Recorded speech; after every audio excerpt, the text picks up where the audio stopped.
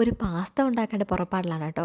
നോക്കിയപ്പോൾ കുറച്ചേ ഉള്ളൂ. അപ്പം ഞാൻ വിചാരിച്ചു ശരി എനിക്കും ജോക്കൂട്ടനും മതി. ഇവിടെ ചേട്ടൻ ഇതുപോലത്തെ ഫുഡൊന്നും അധികം കഴിക്കാറില്ല കേട്ടോ. ഈ പാസ്ത, നൂഡിൽസ്, മാഗി ഇതൊക്കെ ഇഷ്ടം എനിക്കും ജോക്കൂട്ടനാണ് കേട്ടോ. സംഭവം ഞങ്ങൾക്ക് കുറച്ച് ഇതുപോലത്തെ ഒരു വെറൈറ്റി ഫുഡൊക്കെ ഞങ്ങൾക്ക് ഇഷ്ടമാണ്. ഞങ്ങൾക്ക് രണ്ടൊക്കെ ട്രൈ ചെയ്യാം. ഞാൻ ആദ്യം എന്ത് ചെയ്യുന്നറിയോ, പാസ്ത നമ്മൾ വേവിക്കാൻ വെച്ചു ഉപ്പിട്ട്.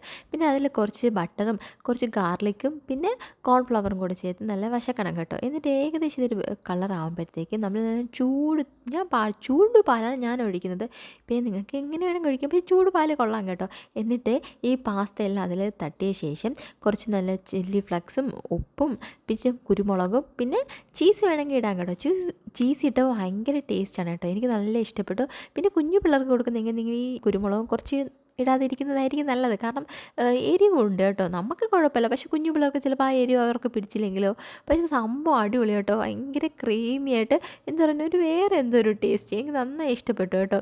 അപ്പോൾ നിങ്ങളെല്ലാവരും ഒരിക്കലും ഇതുപോലെ ട്രൈ ചെയ്ത് നോക്കണം. അപ്പോൾ അടുത്ത വീഡിയോ കാണുന്നത് എല്ലാവർക്കും ടാറ്റാ ബൈ ബൈ.